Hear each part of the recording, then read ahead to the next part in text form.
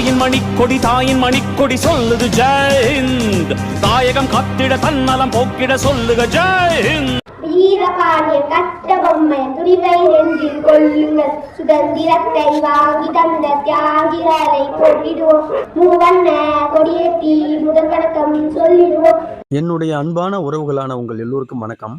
தோற்று போனவர்களின் சிரிப்பும் அவமானப்பட்டவர்களின் அழுகையும் மிகவும் ஆபத்தானவை. இதற்கு ஏற்றாற் போல நடந்ததுதான் இந்த பதிவு.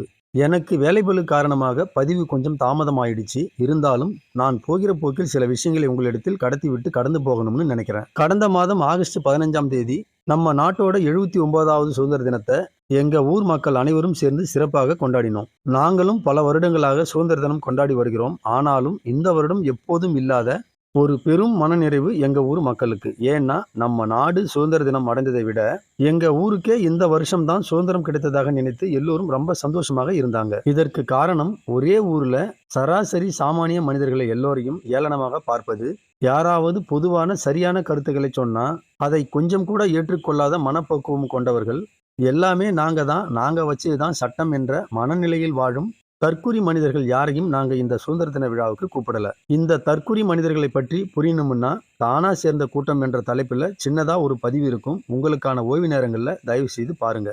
எங்க ஊர்ல சுதந்திர தினம் கொண்டாட ஒரு வாரத்துக்கு முன்னாடியே இளைஞர்கள் எல்லோரும் ஒன்று சேர்ந்து அவரவர்களால் முடிந்த பண உதவிகளை பெற்று சுதந்திர தினம் கொண்டாடுவதற்கு தேவையான நம் நாட்டின் தேசிய கொடி, மூவர்ண தோரணங்கள், இன்னும் சில உபகரணங்கள் எல்லாவற்றையும் தயார் செய்தோம்.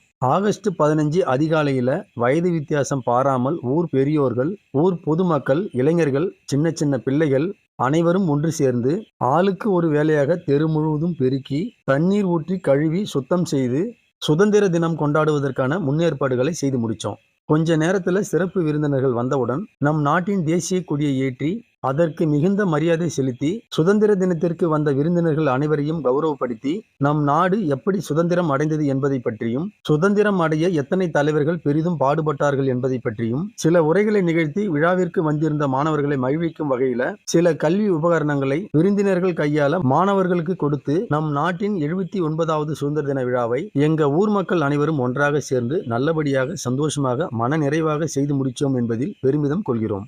வேணும்னு கேட்டிருந்தா நானே விட்டு கொடுத்துருப்பேனடா. ஆளெல்லாம் அனுப்புற, கொடி பறக்குதா?